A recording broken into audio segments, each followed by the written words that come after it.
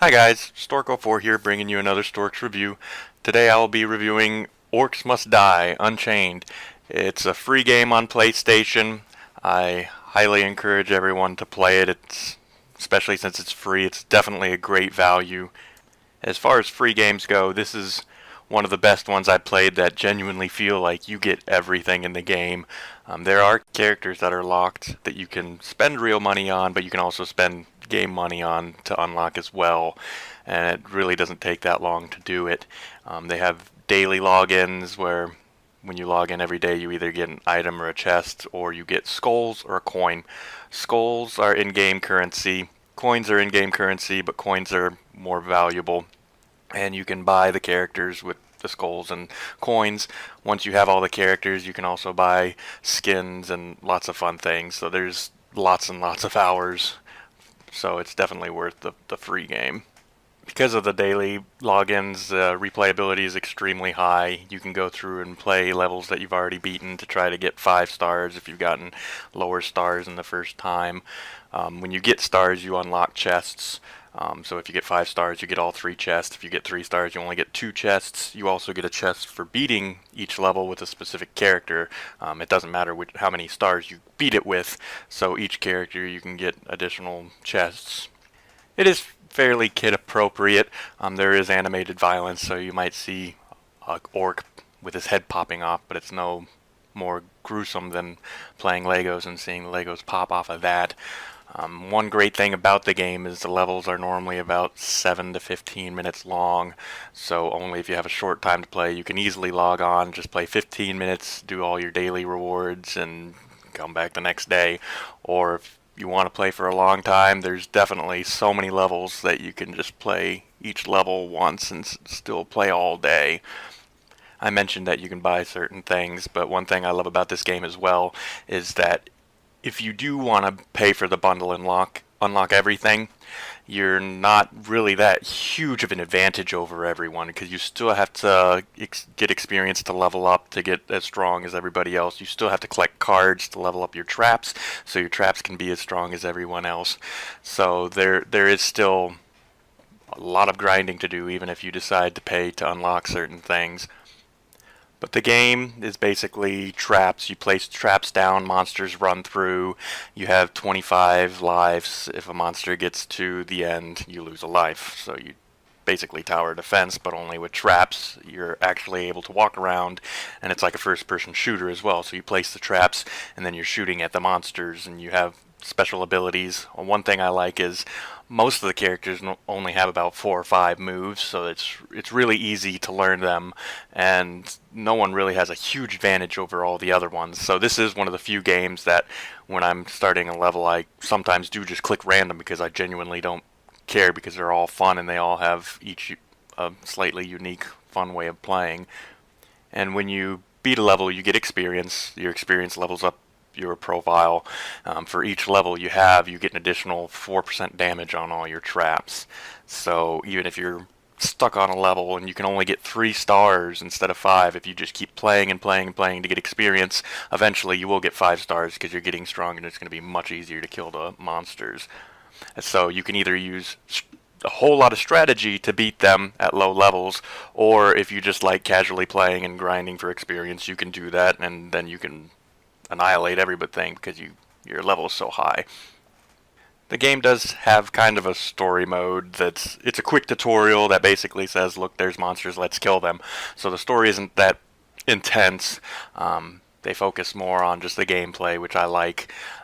There are 3 different difficulties for the main story mode, which is called survival mode, and of course each difficulty has different maps. There might be 4 different pathways you got to defend against, or just one pathway, depending on if it's easy or hard. And the monsters have the abilities to run past some of your blockades in the harder levels where they don't in the easy mode. So it's definitely fun and strategic there.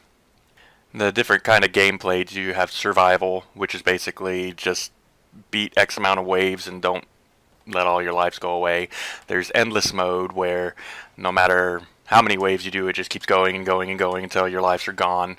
And then there's Chaos Trials. You get little keys, and the keys will play a level you're used to, but only they might say monsters are 50% faster, your traps do 20% less damage, so it's more difficult, but you get more experience for beating those. They have the Sabotage play mode, which is basically playing against other people. I think it's 3 against 3, or it might be 5 against 5. I haven't really tried that one yet, but basically you can play traps to go against the other team. You can lay monster cards down to give them stronger monsters that they have to fight. Another play mode is the weekly challenge, where it would play a normal level, but only the monsters will be stronger. So it's basically like the Chaos Trials, but only it's a very specific map with very specific conditions, and you might even only be able to play a specific character. And even if you haven't unlocked that character, you can play it. So it's a nice way of trial and error before you buy a character you're not sure of. And then the last mode is custom game, where people can go in and place those kind of debuffs on you, so they can make a map where the monsters are 50% stronger, and so on. And in the game, you can place traps. Like I said, you can either place them on the ground, on the walls, or on the ceiling. So you might have rocks that fall from the ceiling, or you might have blades that shoot out the walls, or just lava on the ground. You're only allowed to equip X amount of traps. I think it's about 8 amount of traps on the ground. And you have loadouts, so where each level has different loadouts you would want to pick. So if a level doesn't have a ceiling, you can do a loadout with just ground and walls.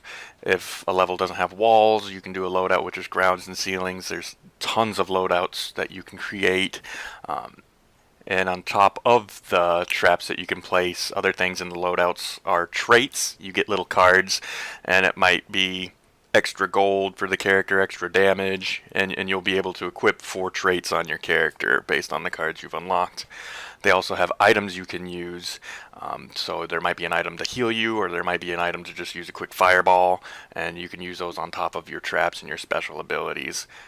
Some levels have guardians. They have little nodes, so a node might have a shield, and if you equip a shield guardian, the guardian will be 50% stronger. If you equip a moon guardian, it'll do less damage. So there leaves you strategy you can mess around with on there as well.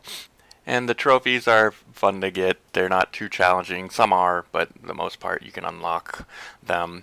The trophies and challenges, they give you unlocks to titles and backgrounds and badges. The titles and the backgrounds can be seen in the party lobby when everybody enters. So you might have an icon or a background that just shows a red screen, or you might have one that shows a little dojo in the background. Nothing big, but just something to say that you've beaten that challenge. And they also have workshops in the game. So workshops is where you would go to upgrade your traps. So if you have 50 cards of a spike trap and it requires 50 to level up, you can level it up and it gets stronger. When you level it up, the damage gets increased, or the debuff effect increases depending on which trap you're leveling up, or its health might increase. You can also add modifications to the traps, so that way my spike trap will be doing fire damage or extra damage to characters who are on fire, and your trap might be just doing more damage to physical monsters. So there's different layouts for that as well. So if you're playing as a group, you can have more strategy there. You can have certain people equipping healing mods on their traps while others are equipping the damage. And obviously the multiplayer is there. You can either play with a team of 2 other people, or you can just join the rooms. I've never really joined rooms before. I've only played with real people before that I knew and created a party myself. But that's a fun way of playing it. And I've also played a lot with the Couch Warriors. We have a scene on that, so I'll give a special shout out to that, and I'll post the links below. And if you want to see us playing it all together, there's some videos of that as well. And that's it for my review. And like I said, for a free game, I don't think you can get any better than this. I was toying around with it at first, but then I got hooked. So I would highly advise it to anybody. And thank you guys again for watching. If you like, hit the like and subscribe button, and see you next time.